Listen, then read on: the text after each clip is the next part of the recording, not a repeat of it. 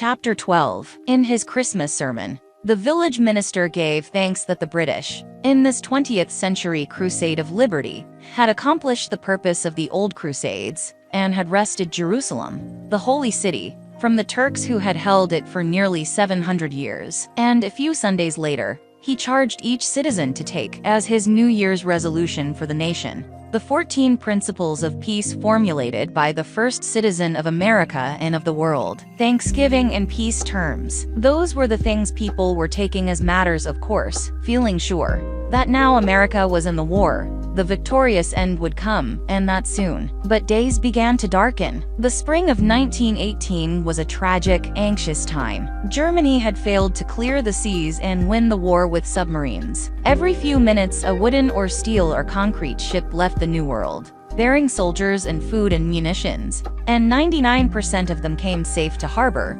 Soon there would be millions of trained and equipped doughboys in Europe. Germany's one chance was to strike a decisive blow on the Western Front, before those fast-coming Americans were there in full force. And Germany was ready to strike that blow. The Red's shameful peace at Brest-Litovsk enabled her to mass armies in the West. She had there von Hindenburg and Ludendorff and 6 million soldiers. And having the inner lines, she could concentrate troops and outnumber the Allies 2 or 3 to 1 in every attack, although they had 8 million men. Late in March, the Great German Offensive began.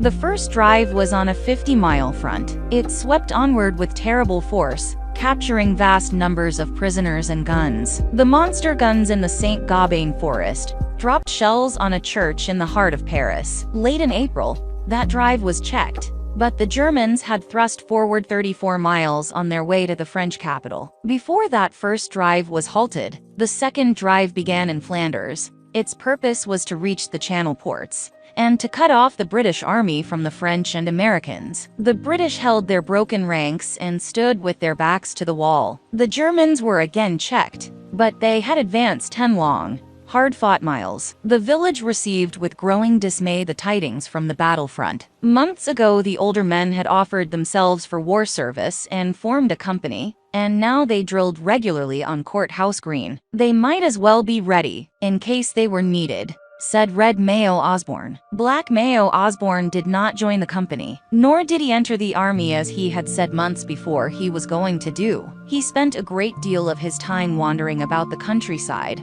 with baskets of pigeons, seemingly unconscious of the sneers at his expense that came most frequently and openly from men who were leaving no stone of political influence unturned to keep themselves and their sons and brothers out of the army. One of Black Mayo's favorite walks was toward the High Bridge, 8 miles from the village, where frequent trains bearing soldiers and supplies crawled across the long, high trestle far above the river and the lowlands. One day as he was sauntering near the bridge, he saw a man and boy who were following a bypath through the woods, circling through a pine thicket. He came near enough to hear part of their conversation.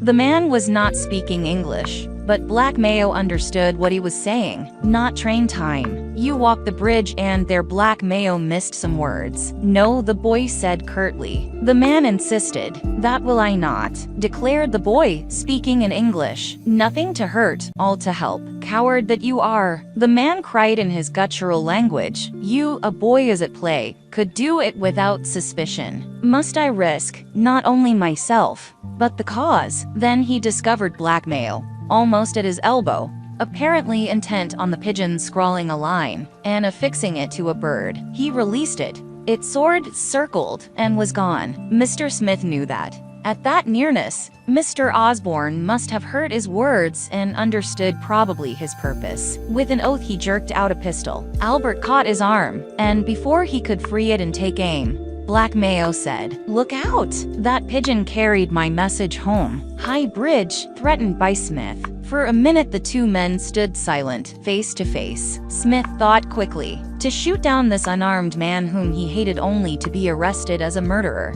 The game was not worth the candle. He spoke with an angry laugh. You did startle me.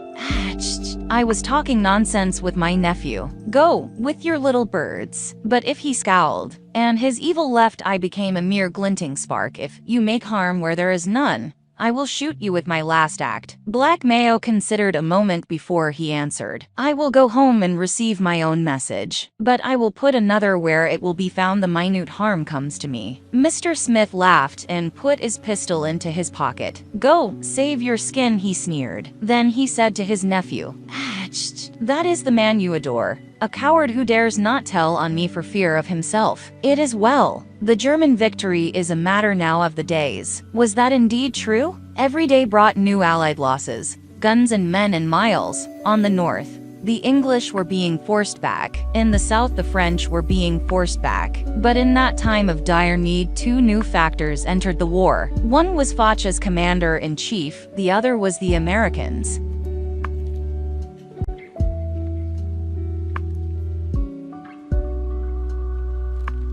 Instead of being many, the Allied armies became one.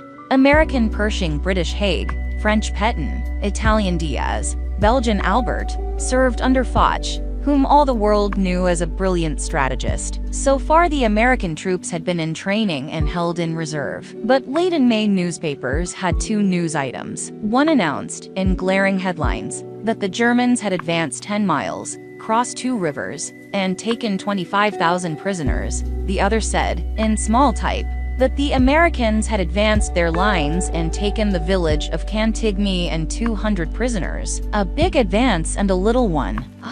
But in that day at Cantigny the Americans were tried and not found wanting. The Germans, already talking of a hard peace, pushed forward on their victory drive toward Paris. Hundreds of square miles were taken, and thousands of prisoners and guns. They crossed the Marne River and reached Chateau Thierry, only 40 miles from Paris. Had Foch and the Americans come too late?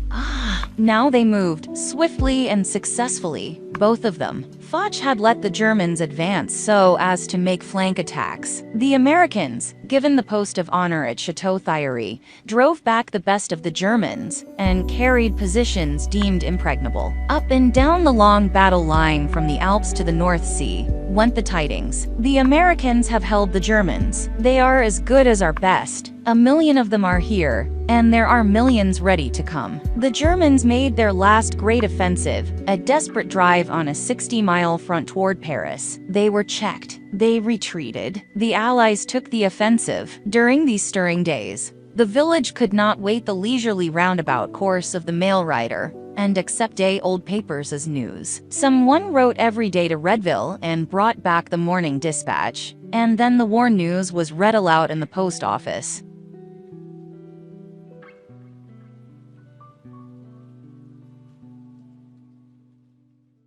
There was a deep personal as well as patriotic interest now, for village volunteers and drafted soldiers were overseas. All the community mourned with the Spencers when Jeff's name was among the missing after Chateau Thierry. They looked every day for news of him, but hope died as weeks and months passed, and none came. One September Saturday brought an overseas letter for Mrs. Mallet. Dick Osborne ran to deliver it, and then they waited for her to come as usual and share its tidings. An hour passed, and she did not come. Then she walked swiftly down the street and past the post office, without turning her head. Her face was pale, and she was biting her lips to keep them steady. "It's bad news," they whispered one to another. "Awful," groaned Dick, as she went straight to the pastor's study at the back of the church. No one knocked at that door on sermon sacred Saturday afternoon, unless the need were extreme. Mr. Harvey met her with grave, kind, questioning eyes. "My dear Mrs. Mallet," he began. Then she broke down and sobbed as if her heart would break. "It's Fayette," she said as soon as she could speak. "He's in hospital.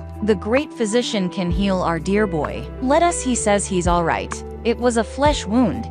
He was starting back to the army. It isn't that. Not that." Then what? Mrs. Mallet again burst into tears. "My dear woman, "What is it?" asked Mr. Harvey. "Oh," she gasped out the awful news. "They've got him, those terrible Catholics. You read for yourself." She handed him the letter and sat there sobbing with her face buried in her apron. As Mr. Harvey read Fayette's letter, his face cleared and he set his lips to keep back a smile. "Don't cry, Mrs. Mallet," he said gently. "You've reason to be glad and proud of your son. And I'm sure he's just as good a Presbyterian as when he was here in the village Sunday school.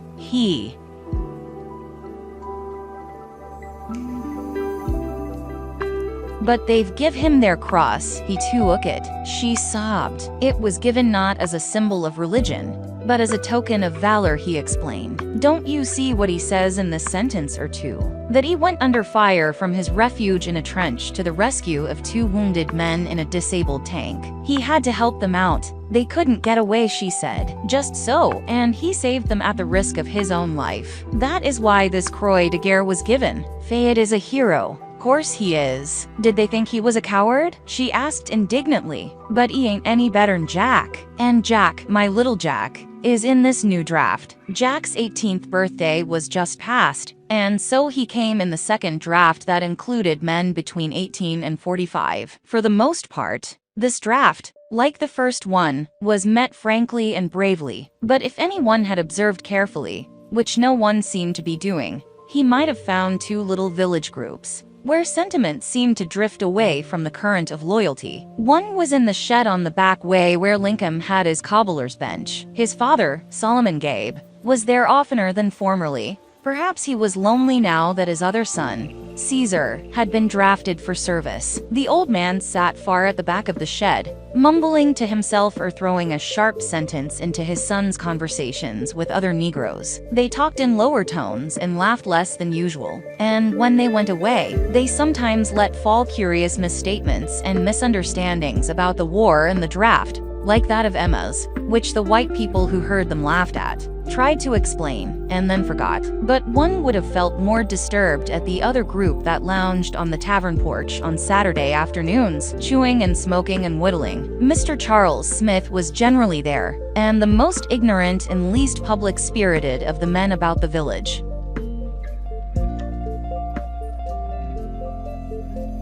"Now what do you fellows think?" Jake Andrew was saying fiercely one day. Mr. Smith nudged him. Jake turned, saw Black Mayo Osborne approaching, and concluded in an entirely different tone, of the weather." Mr. Osborne laughed. "You fellows spend a lot of energy discussing weather and crops," he said, speaking lightly but glancing keenly about him. "Don't you ever talk about public affairs, this great war we are in?" There was a little embarrassed silence. Mr. Smith's suave voice broke it. "We are poor and hard worker farmers, Mr. Osborne. About crops and weather we are interested to talk. We have not the gentleman's time to amuse with pretty little doves." The other men snickered or guffawed. Black Mayo seemed about to speak, then turned on his heel and walked away. "Doves. He'll send them to war. But he ain't so ready to give his folks," said Jake Andrews, who had done a deal of political wire-pulling to get off his drafted sons. "Or himself," growled Zach Gordon, a young ne'er-do-well, who had made the widowed mother who supported him an excuse for evading war service. "What business have we got in this war anyway? What harm have them Germans ever done us?" "Now what?" inquired Mr. Smith. He darted a look of pure venom after Black Mayo. "That fellow is a queer one. Can one believe he goes about the little birds?" He gave a scornful, incredulous laugh. "And you say he had the years of absences? Where?" He made the question big and condemning. Ever since the April day that Charles Smith had lain in the mud and looked up at Black Mayo Osborne's mocking face, his heart had been full of hate. For a few weeks after the incident at the bridge, he had been cautious, perhaps a little fearful. But as time passed and Black Mayo kept silence, Mr. Smith grew contemptuously bold and missed no chance for slur and insinuation against the man he hated.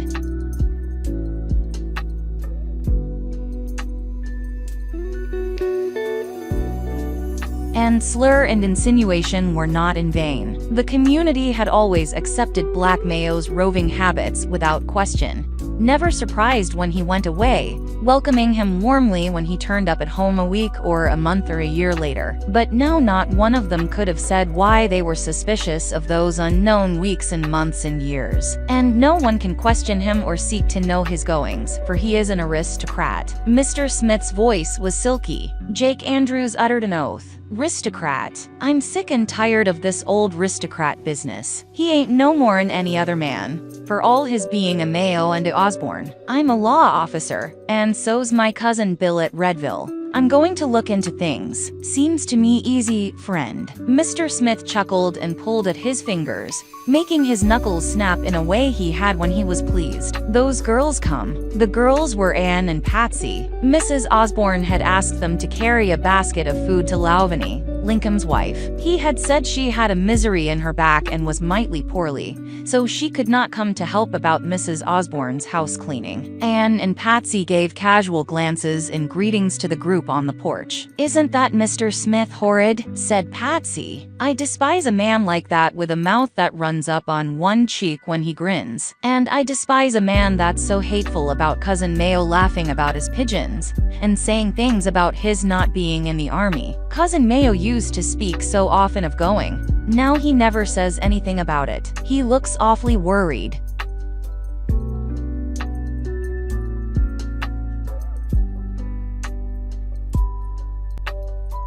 "Dear Cousin Mayo," Anne said affectionately, "he's in this draft, and he may have to go. I don't want him not to go, but oh, how we'd miss him. Even when you don't see him, you feel the village is a happier place to live in because he's here. It's a kind of adventure to meet him on the road." "Yes," said Patsy. "He sets your mind traveling to all sorts of lovely, unexpected places." "Don't his doves make you feel excited?" said Anne. "Oh, I hope some of his birds were with our boys fighting at Street Mail. There must have been, for Cousin will read in the paper that they had 3,000 carrier pigeons." Chattering thus, the girls beguiled their way to Lincom's cabin, on the edge of the old Tolliver place. They took a short cut across a field, and then as they came close to the cabin, they heard loud voices and laughter that was more spiteful than merry. They paused at the old rail fence. There was a tangle of blackberry vines and sassafras bushes between them and the house. "That'll be a grand day for us." They could not see the speaker,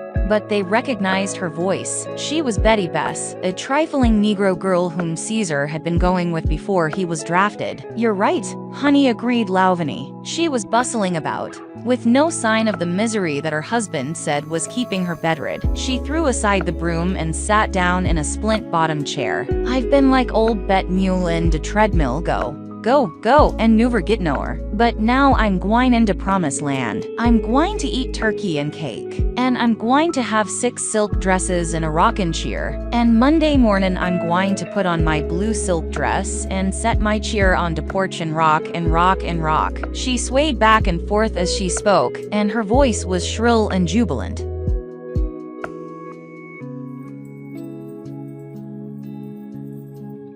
"And Tuesday mornin' I'm gwine to put on my purple silk dress, and Wednesday my green silk dress, and Thursday I'll dress in red, and Friday in yaller, and Saturday I'll put on my pink silk dress, and Sunday," she concluded triumphantly, "I'm gwine to lay out all 6, my silk dresses and look 'em up and down and take my cheese." Patsy laughed. "Did you ever hear such foolishness?" she asked. "What's that? Who's out thar?" queried Betty Bess, sharply. "I reckon you hearn dat old Dominicky hen a squawkin'," said Lauveny, bringing her chair down with a thump. Patsy, followed by Anne, came out of the thicket and went to the door. "Howdy, Aunt Lauveny," said Patsy. "Lincom said you were mighty bad off with a misery in your back, and so Mother asked us to come to see you. But we ought to have waited till you had on one of your 6 silk dresses." She laughed, but the woman looked confused, frightened, Anne would have said, if that had not been too absurd a thought.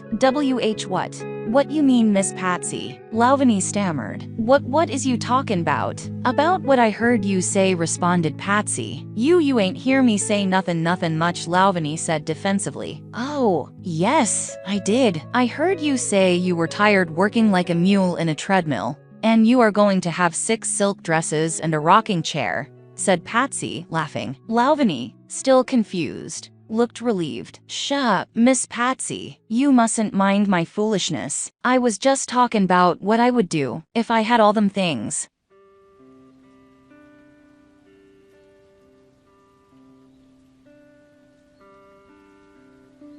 "Lincoln said you were mighty poorly," said Anne, "and so we brought you some soup and rolls. But you don't deserve them," said Patsy, "for you aren't sick." "Lossie, honey, I've been having such a misery in my back I couldn't lay still. Neither more move," whined Lauvany. It was terrible.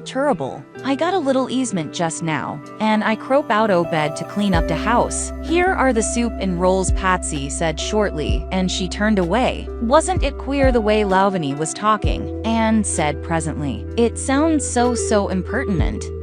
H''M agreed Patsy. "She's a trifling thing, and made up that excuse about being sick to keep from working for Mother." "She's a silly thing," laughed Anne. "Where'd she expect to get 6 silk dresses?" "Oh, Patsy, let's go by Larkland and help Cousin Mayo feed the pigeons." This was evidently their day for appearing where they were not expected or wanted. As they went up the walk, they saw, through the open front door, 2 men in the hall, Cousin Mayo and a stranger, a tall, fair, youngish man. They had only a glimpse of him. However, for Cousin Mayo opened the parlor door, ushered him in, and shut the door. Then Mr. Osborne came forward to greet the girls, went with them into the sitting room, and looked about for Cousin Polly. He did not mention the guest shut up in the parlor, and the girls for the first time at Larkland felt themselves in the way. They soon started home, wondering who the stranger was.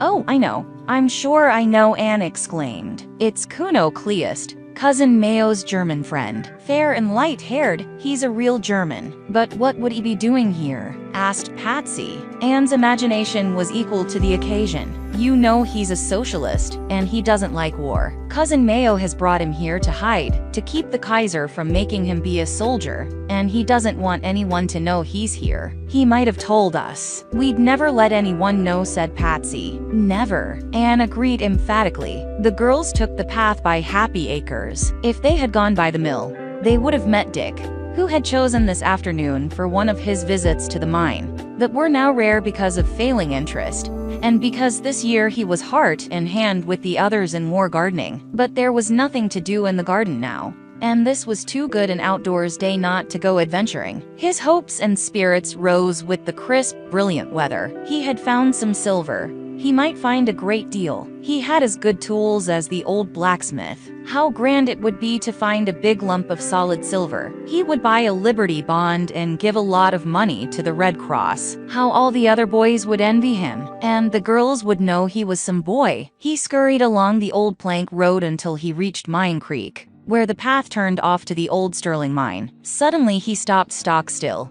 listening intently. Yes, there were voices, and coming nearer. A dozen steps away was the tumbled-down cabin, the old blacksmith shop. He crept into the rubbish pile. It was little more to wait till the people passed by. But they did not pass. They stopped at the creek. Dick, peeping between the logs, could see them plainly. They were 2 Negro men, Solomon Gabe and his son Lincoln.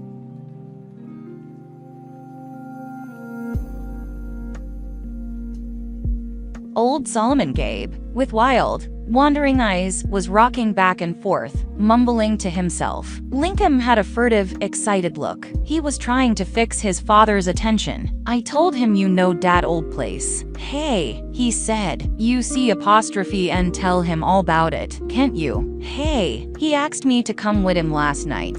But I want wine to project on dis road in de dark. Not atter seen dat hant so nigh here, up on dat hillside. Millimeter. It was graveyard white, higher to trees, wid gret big green eyes." For the first time the old man seemed to regard what his son was saying. He chanted over his last words. "Green eyes, gret green eyes, goes white, not on de hillside, right here. I seed it." So it was Solomon Gabe Dick had run upon that night he was playing hant. He had been so startled by the sudden appearance, and the old man's face was so distorted by terror, that he had not recognized him. Of course, it was Solomon Gabe. The old Negro was still speaking. "I seed dat fust night I come to meet dat man. Right here. Down it went clankin' like gallows chains into ground. Right where your foot is." Lincoln moved hastily. "I don't like dis here place," he said. "And I don't like dat white man. If the white folks round here finds out thar he is."